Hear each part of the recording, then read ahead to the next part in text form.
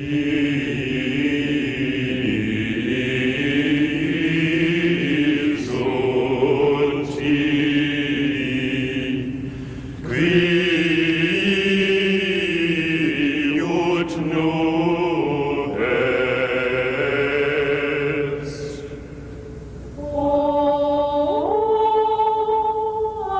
the 1100th year of Christ's incarnation, the teaching of the apostles and the burning justice which he had set in Christians and spiritual people began to grow sluggish and irresolute. In that period I was born, and my parents, amid sighs, vowed me to God. I am Hildegarde of Bingen.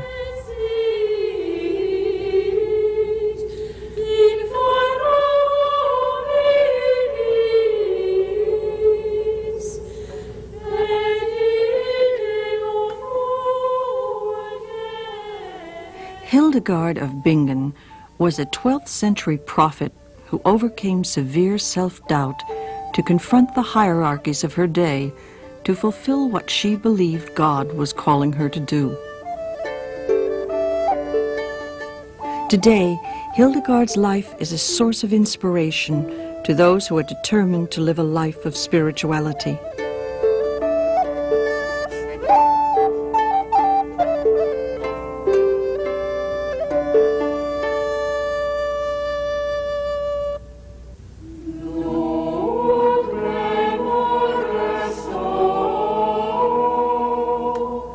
In the 3rd year of my life, I saw so great a brightness that my soul trembled. In my 8th year of life, I was offered to God, given over to a spiritual way of life. I saw many things, and as best as I could, I concealed the visions I saw in my soul.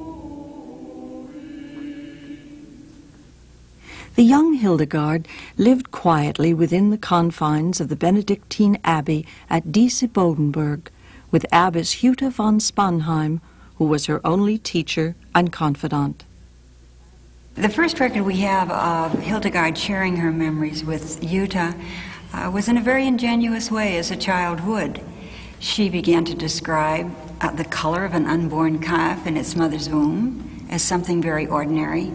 She mentioned very casually that she had had a tremendous vision as a 3-year-old child, the kind of language that a child would use in describing something that was very familiar and known to her, and something that she had no idea would surprise an older person. For the first 40 years of her life, she never spoke of those visions except to a few confidants. It's not even clear that she initially perceived her visions as a gift from God. She was rather a weird child, and she had an awareness of being a weird child. For all of her life, Hildegarde had heard this voice, but she had chosen not to share the sound of that voice or the message contained in that voice. When she was 43, she had no choice. It was her destiny to have that voice break her world open. The voice commanded her to write down what she saw and what she heard.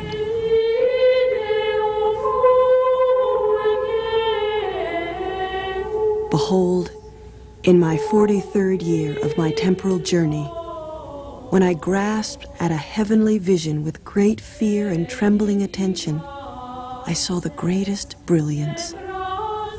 In it, a voice from heaven was saying to me, "O weak person, speak and write what you see and hear."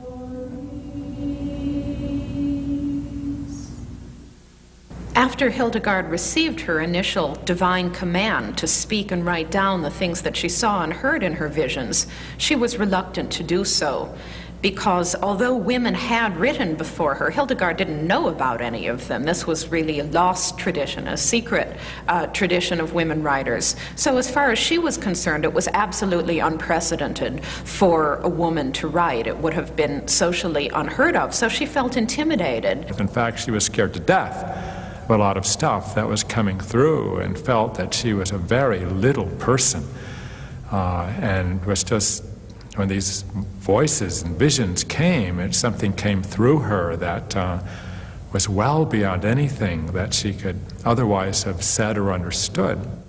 The voice started softly and grew louder and louder. And the more Hildegarde denied the power of that voice and the command of that voice, the sicker she became in her body. After all, it's our secrets that make us sick. And the secrets of her visions, which flooded her whole person and really consumed her life, simply couldn't be contained in this fragile vessel anymore. Her physical health seemed to get directly related to what happened in her visions. First of all, she so often got very ill afterwards, which seems to be related to her great reluctance to share what was in her. It's like the visions came, and just holding it in was such a terribly difficult experience. It had a physiological reaction. Beaten down by many kinds of illnesses, I put my hand to writing. Once I did this, a deep and profound exposition of books came over me. I received the strength to rise up from my sickbed. Hildegarde conquered her self-doubt and her chronic illnesses by trusting the voice itself to give her the strength.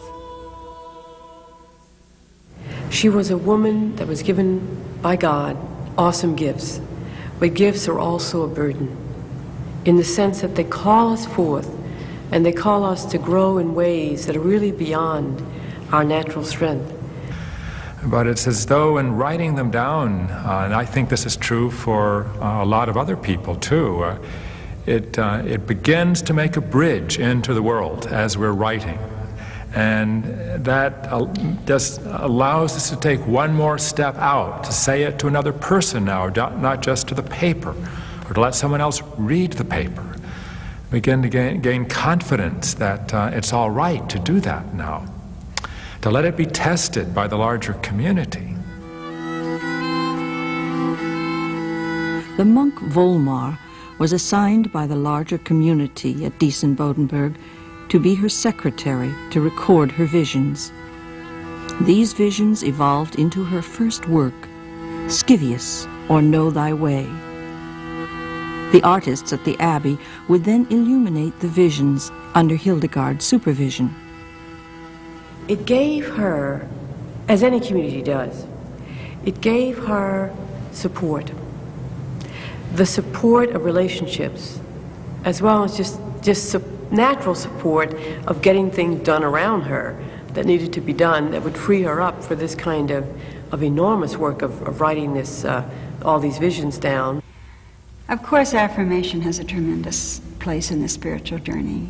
What is affirmation saying? That we all need each other. That we all need each other. The life in the monastery receives a new impetus because she goes public, as it were. And soon she is recognized as the oracle, the prophetessa of this region. And behold, that one who was sitting on top of the mountain and was crying aloud, and with a very strong and sharp voice he said, "O humankind, you are fragile, like the dust of the earth, and like ashes of ashes. Cry out loud and speak about incorruption. Cry aloud and say what is revealed to you with the strongest inspiration of divine help."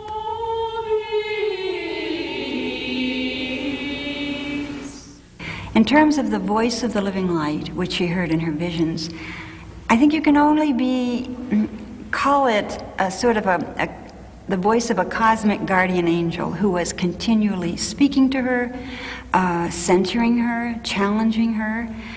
It was a voice that would not be denied. There was a need for prophetic utterance in the midst of a great deal of corruption in the church and the secular society. There was a need for seeing a universe that was whole in God.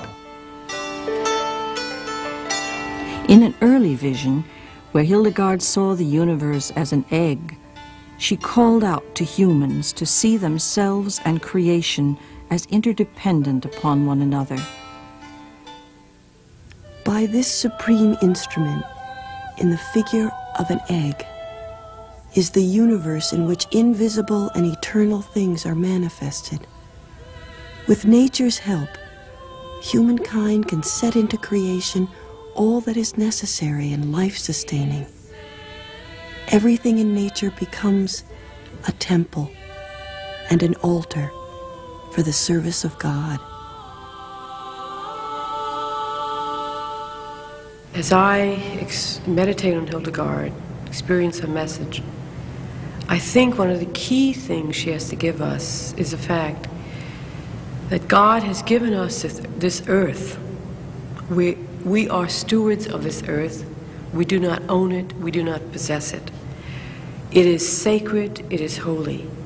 One of the things that I think women in particular have found appealing about Hildegarde is how late in life she began her mission, her preaching, her theological work. Hildegarde became abbess of her community when she was 36. She didn't begin to write until she was 43. This is a period when many women who may once have prepared for careers have taken time out to marry, to raise families, to live exclusively in the private sphere. Now that their children are grown or that they've broken away from those gender stereotypes, they're beginning to discover their work, their mission, their spirituality. Hildegarde is, in that sense, I think, a real model for many women. Probably the key gift that Hildegarde can offer us today is to remind us of how central the spiritual search is, not only to our own happiness, but to the way in which the world is becoming. I think she offers us a vision of our interconnectedness that is a primary concern in our own day. And I think this is one of the reasons that she has come back. Do people still have visions the way we see them today?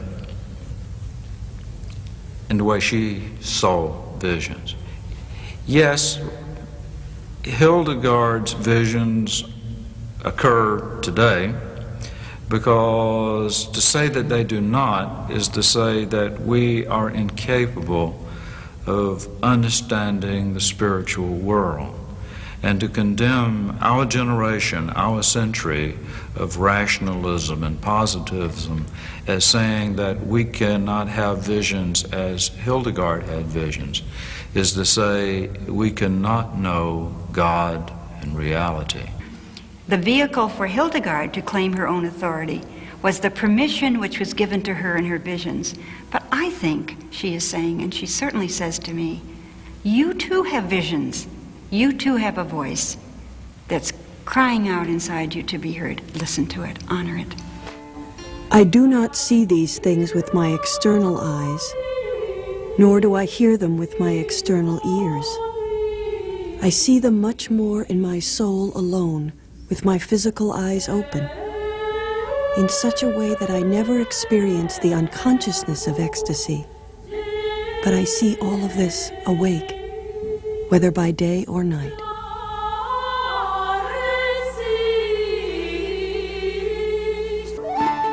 Tales of Hildegarde's visions and prophetic powers began to spread outside the walls of the monastery. Yet Hildegarde was still plagued by lingering doubts. She began to seek the approval of the larger church. Every person with a vision is going to want affirmation from someone else, especially from those they feel carry responsibility for the tradition. Those who in some way are an authority. Hildegarde appealed to her contemporary, Bernard of Clairvaux. Gentle Father, mildest of men, I rest in your soul, so that through your word you can show me, if you wish, whether I should say these things openly or guard them in silence. It was important for Hildegarde that she did receive the affirmation of a person like St. Bernard, who was so important in the church at that time and a recognized authority theologically. Bernard's support was followed by the Council of Trier in 1148, where Hildegarde's work was read aloud by Pope Eugenius to the gathered bishops. Hildegarde was recognized and validated publicly by the highest ecclesial authority. That act of benediction was very important for Hildegarde because she was violating so many social norms in preaching and writing as a woman, and if it hadn't been for that specific papal approval, she might well have been charged, if not with heresy, at least with heterodoxy in presuming to teach as a woman. So he really protected her from much of the flack she might otherwise have caught. The significance of Pope Eugenius' approbation was tremendous. No longer could she hide behind her fear. No longer could she be paralyzed by her fear. This was official approval that she was not mad, that she was properly speaking the word of God. It was that ecclesiastical pat on the back that really gave her a wonderful boost. I keep for a long time in memory all the things I see and learn in the vision. I simultaneously see, hear, and understand. In an instant, I learn what I know through the vision. Hildegarde's theology and her visions were hand in glove all her life. It's hard to say where one began and the other ended, because she breathed scripture in and out from the time that she was very young. Hildegarde's visions are suffused with scriptural symbols and imagery. In her vision depicting life's journey, Hildegarde images a tent, which is the Trinity, where the balls of fire are divine light given to each person. The tent, Trinity, is connected to an unborn child in the womb. From the beginning of life, there is the image of God. This tent image goes back to the Old Testament, God's tenting with us. And the tent is the meeting place of God where the divine presence is. Part of Hildegarde's message is that we're all called to a kind of divinization, to living into the fullness of what it is to be in the image of God. And within us is the whole creation in a kind of microcosmic way, and we have this enormous capacity to be in touch with that which is of God. The soul on the journey of life encounters obstacles and demonic forces until finally the soul surmounts the mountain, crosses the river, and reaches the final panel where the tent is erected within. The whole journey for Hildegarde is a journey to wisdom, and that really is what the scriptures call us to, both the Old Testament, sapientia, the New Testament, Christ. She had an expansive vision that was so universal and cosmic, but nothing contradicted the heart of the gospel. Nothing contradicted the nature of God and the love of God. Hildegarde's vision of the blue Christ is legendary for its inclusive spirit. A most quiet light, and in it, burning with flashing fire, the form of a man in sapphire blue, and a wheel was shown to me, wonderful to behold.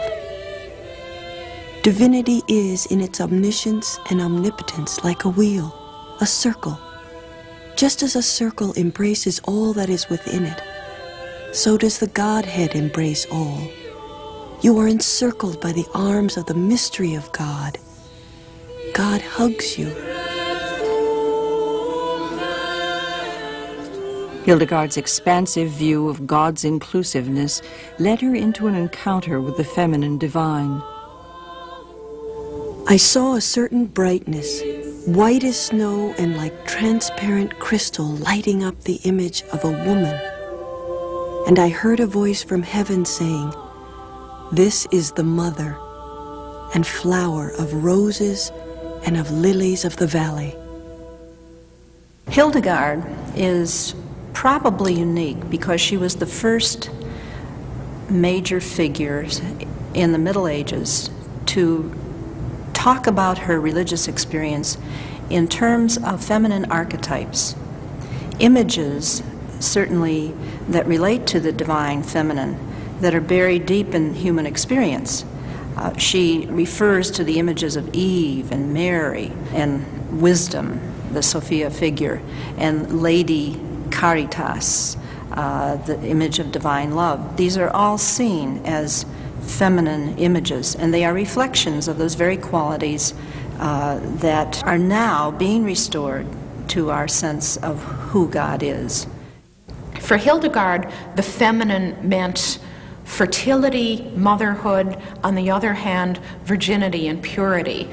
She had a very aesthetic sense of the feminine, of women's beauty, which represented the beauty of the divine nature to her. Hildegarde was a woman of her time, and the only authority that she had, and the only authority that she took, was in obedience to a vision.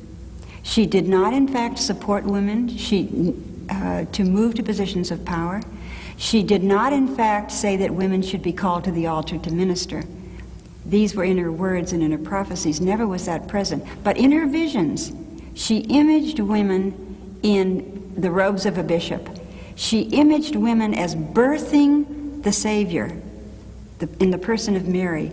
So while she does not encourage women to priesthood, she says to priests, you must be, in the fullest sense of the word, a birth giver, the fashion of Mary who births Christ. Every time you consecrate that host, you are birthing Christ. You are standing in the person of Mary who birthed Christ literally. If you ask me, was Hildegarde a feminist, I would have to say no. If you ask me, was she a liberated woman, I would have to say yes.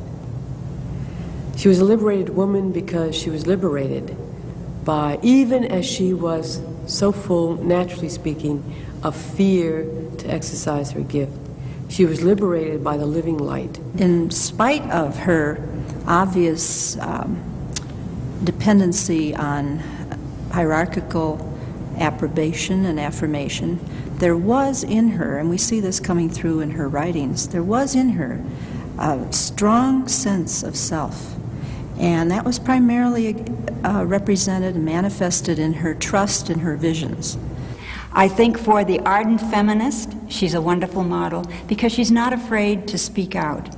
And yet, on the other hand, she reassures the traditionalists about the law and order and the necessity for that in the church. So that it is not so much out of a sense of, as a woman, I should be doing this, but because God is calling me to do this, to speak out like this. So she's liberated by the grace of God. For Hildegarde, liberation by the living light entailed more than visions of eternal truths. People flocked to her for her healing gifts. The medieval person had a great fever for the marvelous, as they say. They looked for God in every leaf, in every blossom, in every star in the sky. They were consumed with the quest for the divine, and they saw it all around them. So here was a flesh and blood woman who first of all saw visions, and then came to claim her healing gifts. She was able to heal people. Well, she was like a magnet.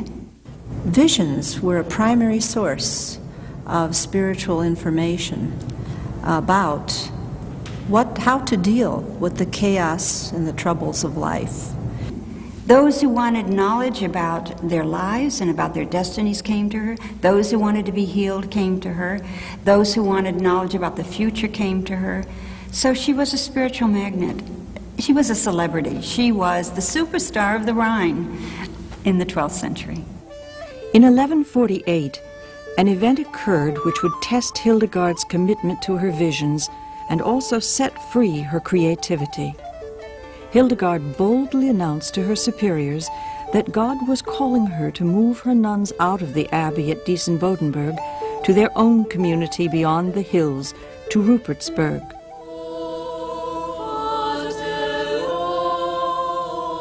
God has illuminated me in both my eyes. By them I behold the splendor of light. Through them I can choose the path I am to travel. Once Hildegarde decided that she was going to go forward with this move and announced it to Abbot Kuno, he was furious. He said, "This simply cannot be. You can't leave. It's not possible for you to leave." She said, "I'm leaving." So he said again, this is not possible. One can understand why the abbot and the monks were reluctant to lose Hildegarde. She was a source of prestige. She was also a source of revenue because of the pilgrims that she attracted. And so they strongly opposed her move. Hildegarde fell gravely ill upon hearing the abbot's refusal to let her move her community. She was unable to rise from her bed. Hildegarde's health was something that was probably best described as a river of pain that went through her life. And that pain rose and fell like a river according to what was happening in her spirit, as is true for all of us. And this, of course, the unity of body and soul became one of the unifying themes of her work, out of her own flesh and out of her own spirit. When she did not respond to the voice in her visions, she became physically ill. She became very, very ill, and it was a cause of great concern to her nuns. Finally, they called on Abbot Kuno to dialogue with her and to talk with her. He visited her, and after seeing her in her pain and her anguish, he relinquished his refusal to let her go. Instantly, Hildegarde recovered.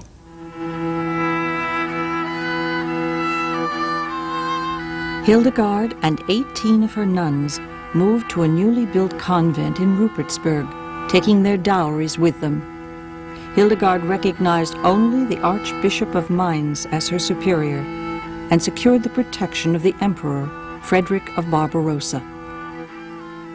The very move itself was a sign of the new confidence that was in her, that she needed to obey her visions, even if everyone disagreed. But that really happened after already there was enough validation from enough important people in the church to say that I can bear these other kinds of opposition. I can trust these visions and let my creativity flourish. At Rupertsberg, Hildegarde's creative life exploded as she explored the worlds of science, art, and music. The Ordo Virtutum, the play of the virtues, is Hildegarde's response to the prophetic voice.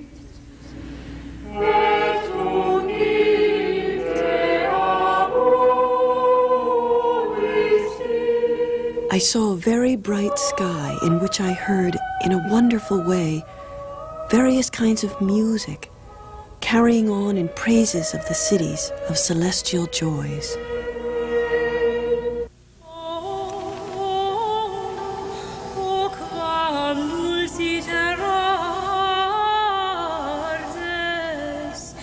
In music and lyric, Hildegarde dramatized the conflict between choosing wisdom and evil.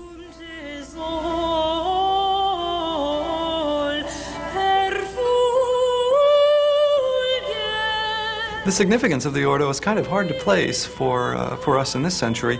It's so different from the mainstream of 12th century music and poetry and theater that perhaps the most important thing about it is that it is so different and so unique in terms of the other art of the 12th century. The poetry, for instance, is unmetered and unrhymed and has an incredibly rich amount of imagery in it. The music matches that imagery and unmeasured quality. It's something that sounds amazingly modern to our ears. The music is, of course, basically along the lines of Gregorian chant, plain song. It's a single line of melody, unencumbered by any accompaniment or any other lines of music going on at the same time. However, what Hildegarde does with the pitches and the way she uses this form of centuries-old, even to her centuries-old Gregorian chant, is quite amazing and quite different from anything else.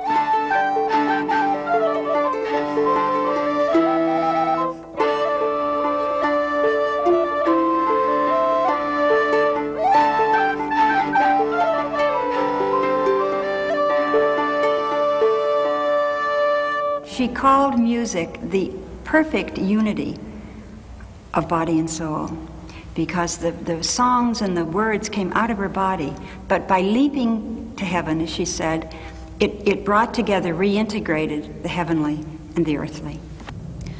The word symphony or symphonia, which Hildegarde used as the title of her liturgical song cycle, is a very important concept for her. Essentially, it refers to the harmony of the whole created world united in the praise of God. This harmony was embodied for her in the choir of angels, but also in the monastic choir singing the divine office for which she composed her liturgical music. It's also a broader concept, for instance, the union of humanity and divinity in the person of the Word, she expresses as a symphonia. The union of body and soul in the human person can be described as a harmony or a symphonia. For her also, being musical or harmonious is associated with the life of virtue. So to act virtuously is to live in symphony and harmony. In her play, The Order of Virtues, only the devil has a non-singing role because the devil is the spirit who violates all harmony. Tu, vero, tui sic vacibus. I think one becomes integrated, or as Hildegarde would say, in symphony, finally, by the grace of God. It's not anything that we can make happen. You know, all of our self-help methods, sooner or later, fall short. The only thing, I think, from our side that becomes really consistently possible, that assists that symphony, is our willingness for it, is our desire for the fullness of ourself and the fullness of God. Hildegarde was attuned to every detail of creation, and she put her gifts to work in analyzing and constructing a science of her own. Although much of her physiological theory might be considered folklore today, her use of herbals to treat various illnesses is noted as one of the early foundations of medicine. With nature's help, humankind can set into creation all that is life-sustaining. Everything in nature becomes a temple and an altar for the service of God. You see, Hildegarde saw the garden, the field, the kitchen, the pharmacy, and chapel as essentially one room. Just as we have one body with the body and the soul, she saw a unity. She saw a relationship. And she didn't separate these out as we would with botany and horticulture and pharmacy and culinary arts and the ministry. She saw them all together. She saw a relationship to what grew in the field and her spiritual life. And I think that's a very powerful lesson for us all. Among the key contributions to her own time was, first of all, the model of a woman and of a woman's monastery that was rich in autonomy, was rich in spiritual life, was rich in intellectual life, was rich in feminine gifts that were exercised with the in-depth spirituality. I think she gave that to her time. There is no one else who was able to express and create in so many different dimensions of intellectual and artistic activity. Also, I think her role as an oracle was enhanced in her own day because of the absence of a highly developed abstract science and concrete science or physical science that could interpret events and signs for people. People had no one else to go to except the spiritual person to tell them how to make sense of their lives. Today we have not only the scientist and the physicist and the astronomer, but we have the therapist, and the psychologist. In that era, they had Hildegarde. I love the quote by Tennessee Williams. It's a quote about creativity. He said, "To create is sacred because it's all we know of God." What a wonderful model Hildegarde is for us in terms of the manifestations of her creativity. She is saying to create is to participate with God, not only in the visual arts, in the written word, in music, but just in the care of creation. You are creating by caring for, by affirming, by nurturing. So creativity for Hildegarde is like a pulse in the universe, like a pulse, the pulse of God beating and beating and beating. And she's saying, this pulse is your pulse as well.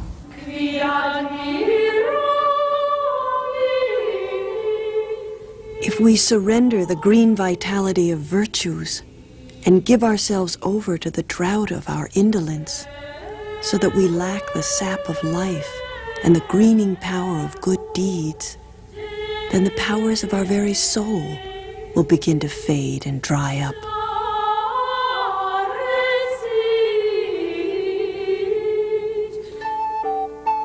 For Hildegarde, life was a series of choices.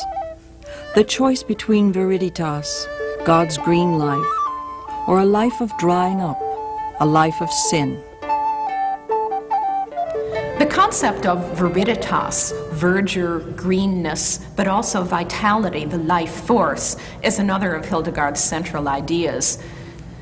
Some people think she just loved the color green because she lived in the lush Rhineland and she saw these beautiful vineyards. Well, she may have loved the color green, but it was also a theological concept for her. It's specifically associated with the fertility of nature and the source of that fertility, which is the bounty of God and the Holy Spirit.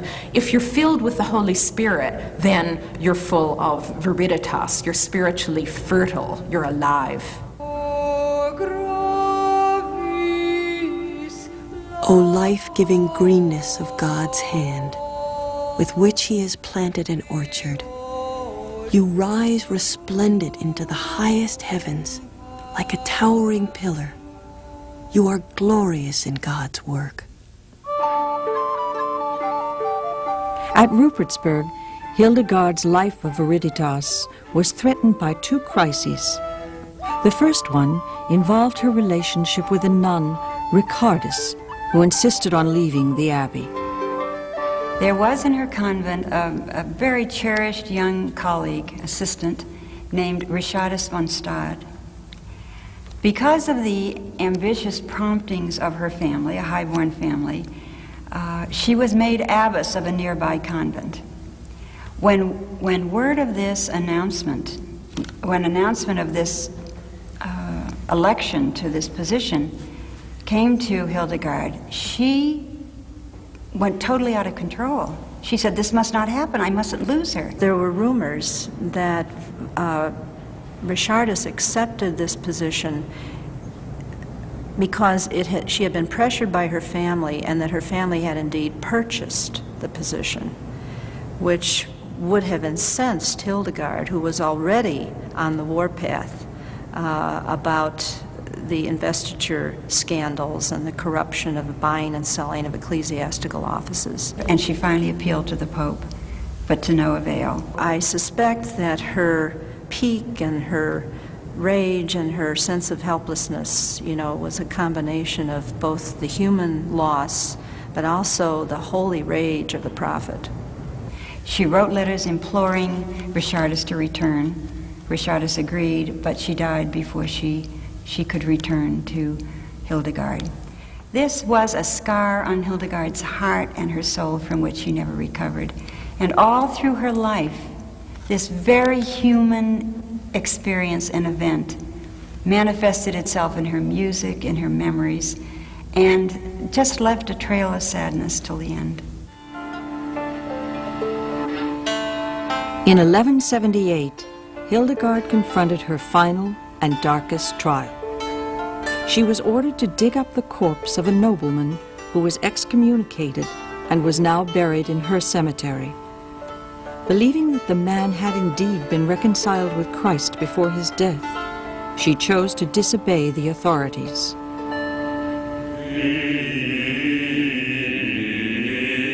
We were ordered by our our superiors to fling him out of the cemetery. I looked at the true light, and I saw in my soul that such an expulsion would threaten our home with great danger.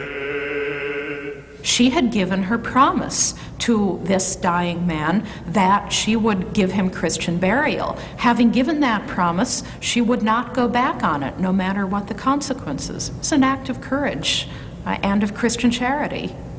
She refused to exhume the body of this nobleman. Not only did she refuse, but she obliterated all signs of the burial site, so they couldn't find it, they couldn't identify it.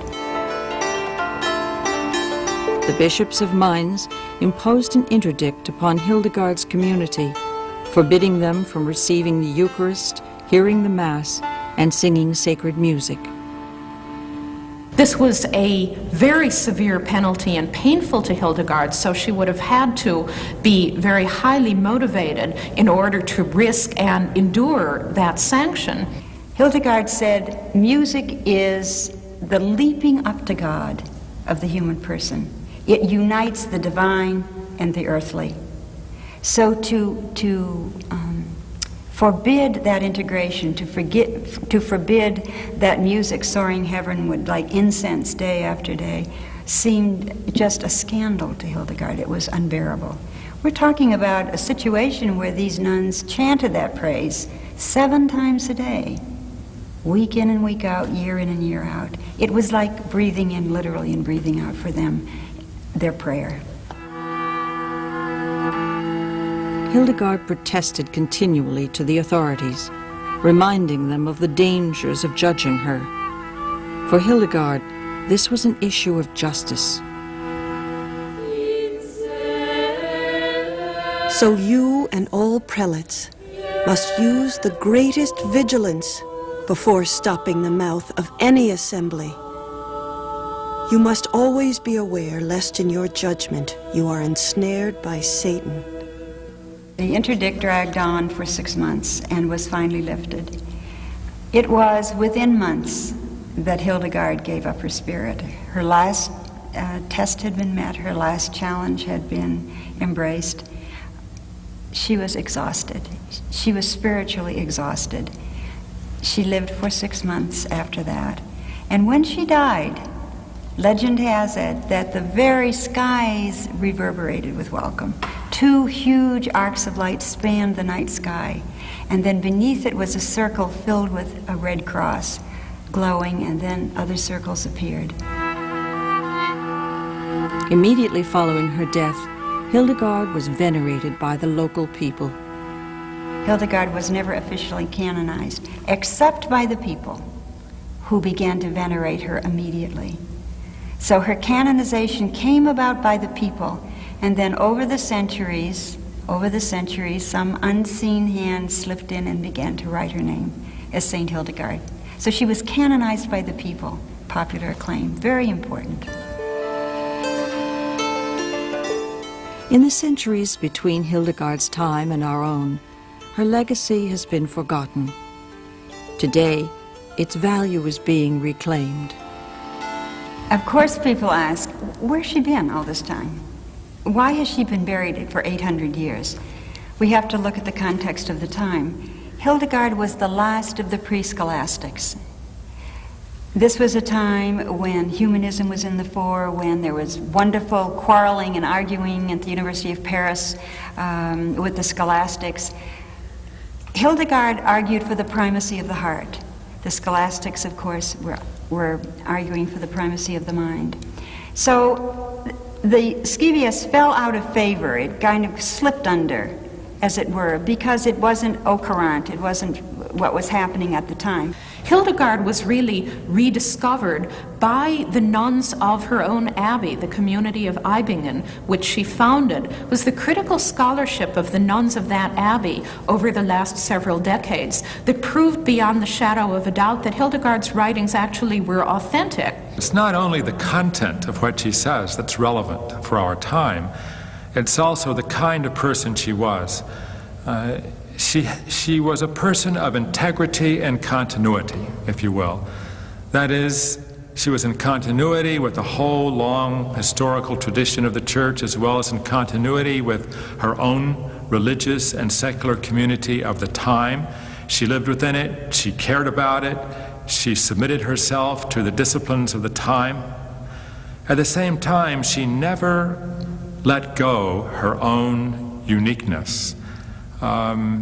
She always had a fresh way of wording things, a little different way of doing things, a vision that itself was uniquely coming through her, and she wouldn't let it go unless it clearly was a contradiction to the love of God, if you will.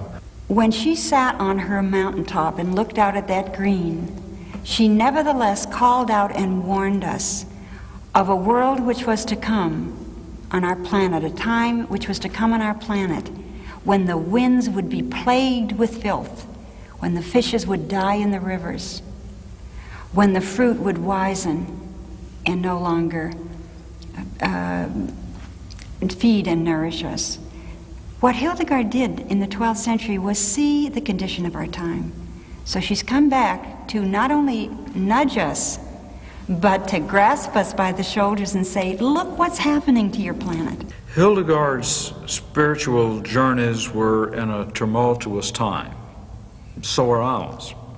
And her commitment was a daily, hour by hour, minute by minute, trying to attempt to influence these tremendous forces that were flowing through Europe about knowledge. What is knowledge? How do we know God? How do we fit the Christian revelation in with the revelation coming from Islam? And so she dealt with it by connecting her life with the times, but on her own terms. I think Hildegarde is calling us by her life and by her example to follow our visions and to trust our dreams. She trusted her visions and she embraced the risks that those visions called her to. She risked everything when she moved her nuns from Dizzy-Bodenberg to Rupertsberg. She risked everything when she opened her heart and made herself vulnerable in her love and care for Richardus. And she certainly risked everything when she allowed her convent to be put under interdict and subjected her nuns to live in public shame. She says risk, but more than risk, trust. Trust leads the way. And faith is the only compass that you'll need. Trust God. From my childhood days, when my limbs, nerves, and veins were not yet strong, the gift of this vision brought joy to my soul, and this has remained true up to this very time. And as God wants, my soul climbs in this vision high above, even to the height of the firmament.